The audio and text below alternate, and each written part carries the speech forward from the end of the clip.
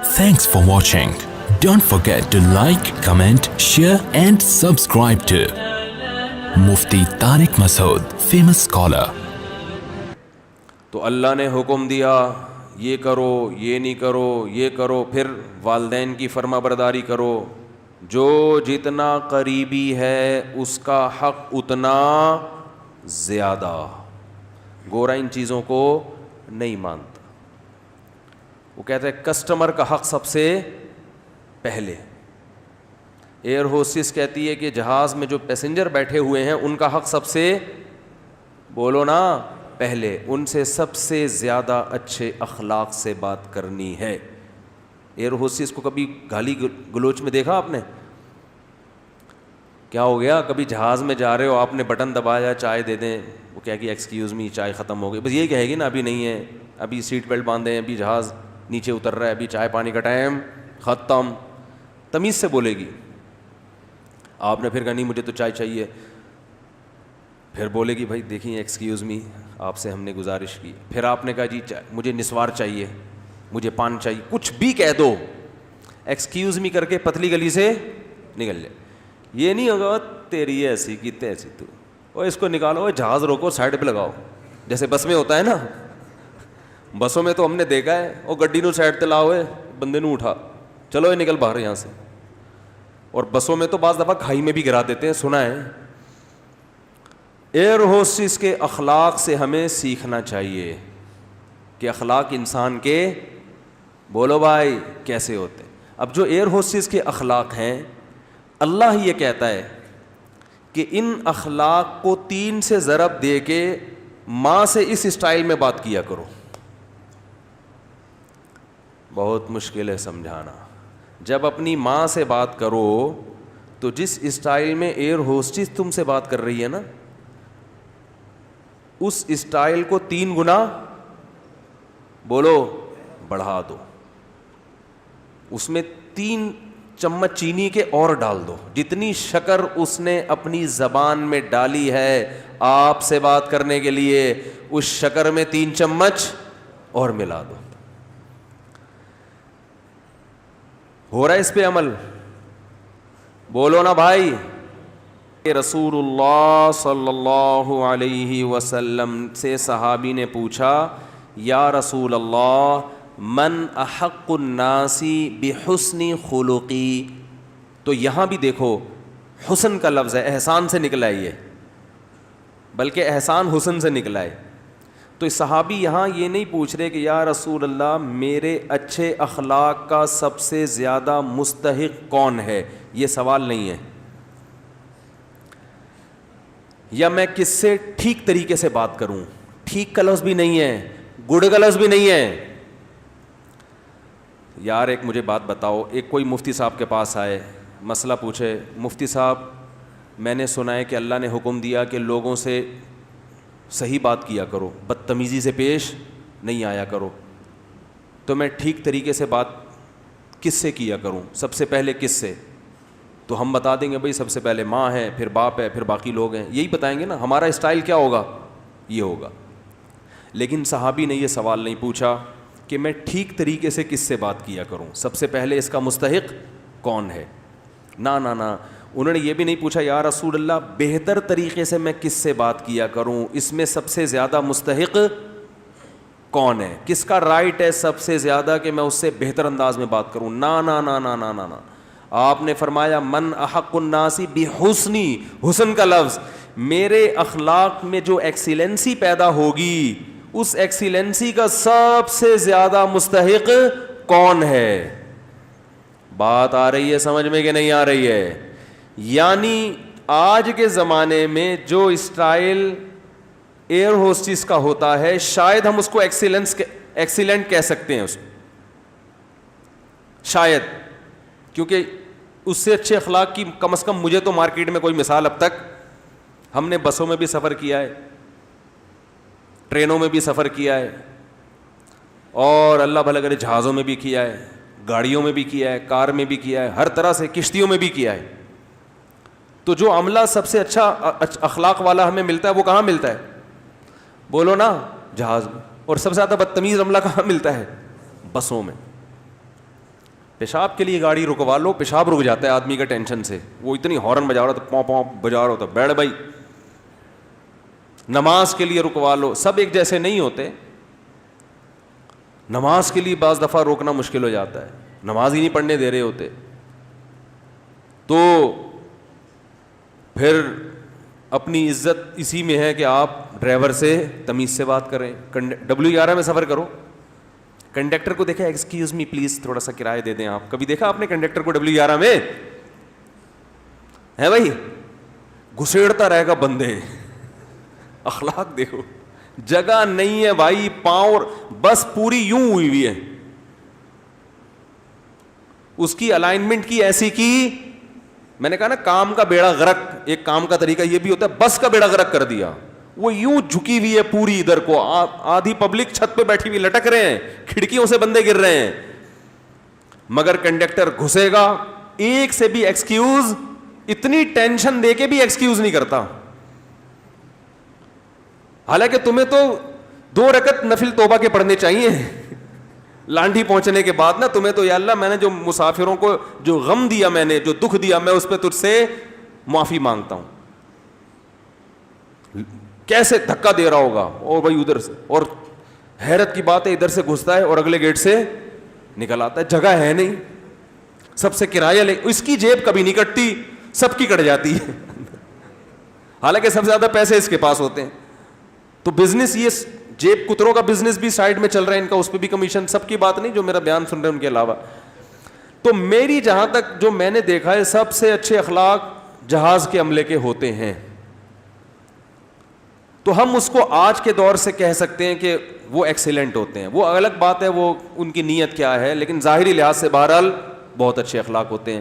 تو اب ہم مثال, ہمارے پاس ایئر ہوسٹس کے علاوہ کوئی مارکیٹ میں اتنے اچھے اخلاق کی ملتی نہیں ہے سفر کے دوران.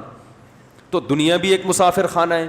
تو اب حدیث کا مطلب کیا ہوا, صحابی نے پوچھا یا رسول اللہ, میں اپنے اخلاق میں جو ایکسیلنسی پیدا کروں تو اس ایکسیلنسی کا سب سے زیادہ مستحق کون ہے, یعنی سب سے زیادہ میٹھے انداز سے بات میں کس سے کروں. آپ یوں بھی کہہ سکتے ہیں آج کی زبان میں, جب میں بات کسی سے کروں تو اس میں شکر گھولوں میں, تو سب سے زیادہ چینی اور سب سے زیادہ شکر کس سے بات کرتے ہوئے اپنے کلام میں گھولوں.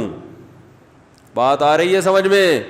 آپ صلی اللہ علیہ وسلم نے فرمایا, امک, پوری کائنات میں سب سے میٹھے انداز سے اگر تم نے بات کرنی ہے تو سب سے زیادہ رائٹ یہ کس کا ہے, تمہاری, بولو نا, ماں کا.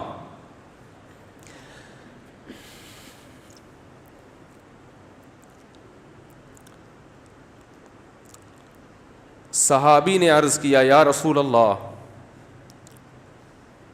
کیا انداز ہے. فرمایا ثم من, ثم کا مطلب ہوتا ہے اس کے بعد, ثم من, یا رسول اللہ ماں کے بعد دوسرے نمبر پر میٹھے انداز سے, اچھے انداز سے بات کرنا کس کا حق ہے کہ میں اس سے اچھے انداز سے بات کروں. ماں کے بعد, ماں کا تو پتہ چل گیا, دوسرے نمبر پہ جو میں سب سے بہترین اور مٹھاس کے ساتھ بات کرنی ہے, اخلاق میں ایکسیلنسی پیدا کرنی ہے, ماں کے بعد دوسرے نمبر پہ کون ہے وہ.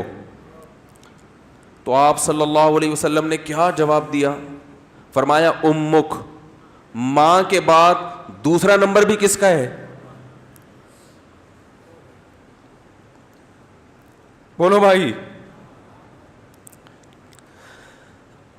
کیا عجیب انداز ہے. حالانکہ یہ عام عرف کے مطابق جواب سوال کے مطابق, بولو بھائی, نہیں ہے.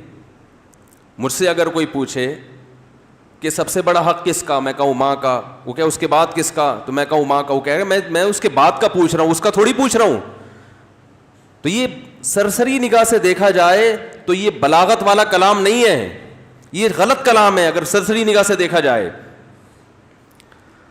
کیونکہ ہم پوچھ رہے ہیں کہ اس کے بعد. ماں تو پتہ چل گیا, ماں کے بعد اس کے علاوہ بتائیں آپ. لیکن نبی دوبارہ کس کا نام لے رہے ہیں؟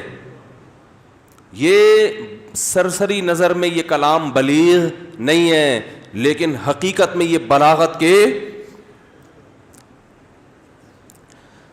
بلاغت کے اعلیٰ معیار پہ پہنچا ہوا کلام ہے. کیونکہ بات کو دل میں اتارنے کا اس سے بہتر طریقہ نہیں ہو سکتا تھا کہ ماں کے بعد دوسرا نمبر بھی کس کا ہے؟ ماں کا. اس کا مطلب کیا ہے کہ ماں کے بعد اگر تم یہ سمجھتے ہو کہ کسی سے بہت ہی میٹھے انداز میں بات کرنی ہے تو یہ حق دوبارہ ماں کو دے دو. دوبارہ کس کو دے دو؟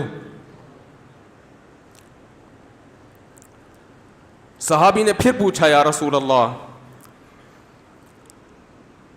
ثم من. دیکھو صحابی کا انداز بھی کیا ہے, وہ چونکہ ان کو یہ تھا کہ مجھے ماں کے علاوہ اب چاہیے کہ کون ہے, اور نبی نے دوبارہ کس کا نام لے لیا؟ ماں کا.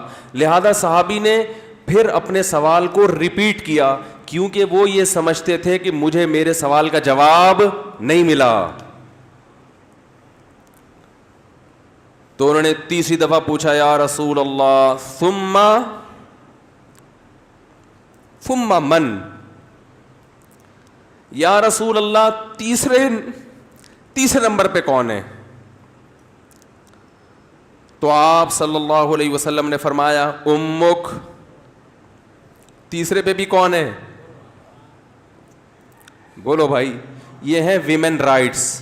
یہ کیا ہیں؟ یہ جو بے شرم لوگ حقوق نسواں اور عورتوں کے حقوق کے نام پہ الو بنا رہے ہیں نا, ان کی باتوں میں مت آیا کرو. ان کا مقصد صرف عورت کو کپڑوں سے آزاد کرنا ہے اور مرد کی دسترس سے آزاد کر کے مرد کے مقابلے میں لا کے مرد کا دشمن بنانا, تاکہ مرد عورت سے محبت کرنا چھوڑ دے, اس کا حق دینا چھوڑ دے.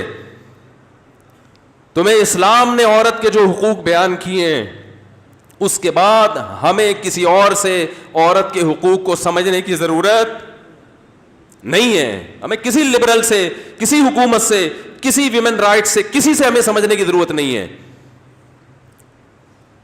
ہمیں اسلام نے بتا دیا ہے کہ ماں کے روپ میں عورت کا کیا حق ہے, بیوی کے روپ میں عورت کا کیا حق ہے, کہ بیٹی کے روپ میں عورت کا کیا حق ہے, بہن کے روپ میں عورت کا کیا حق ہے. اور یہ جو لبرل لوگ ہیں یہ صرف گرل فرینڈ کے حقوق جانتے ہیں, گرل فرینڈ سسٹم معاشرے میں لانا چاہتے ہیں, تمہیں درندہ بنانا چاہتے ہیں, تمہیں زانی بنانا چاہتے ہیں, تمہیں بدکار بنانا چاہتے ہیں.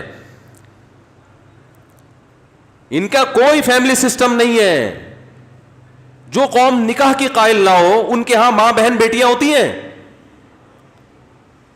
ماں بہن بیٹی, بھابھی, چچی, خالہ, ممانی, مامی, پھپھی, یہ رشتے تو شادی بیاہ کے نتیجے میں وجود میں آتے ہیں. اولاد ہوتی ہے تو یہ رشتے وجود میں آتے ہیں. پھر ان رشتوں کا پاس رکھنے کا حکم دیا گیا ہے. جن قوموں میں ہر رشتے ہی نہیں ہے تم ان سے سیکھ رہے ہو کہ عورت کے حقوق ہمیں بتاؤ. تو آپ صلی اللہ علیہ وسلم نے کیا فرمایا؟ تیسرے نمبر پہ کس کا حق ہے؟ بولو بھائی. ماں کا. پھر صحابی نے پوچھا ثم من. اس کے صحابی بھی پوچھتے جا رہے ہیں, دیکھو رک نہیں رہے, کیونکہ ان کے سوال کا جواب مل نہیں رہا کہ یا رسول اللہ آپ ماں کا تذکرہ ختم کریں گے تو پتہ چلے گا کہ ماں کے بعد کس کا حق ہے. تو آپ صلی اللہ علیہ وسلم نے ارشاد فرمایا ثم ابوک. چوتھے نمبر پہ کون ہے؟ باپ.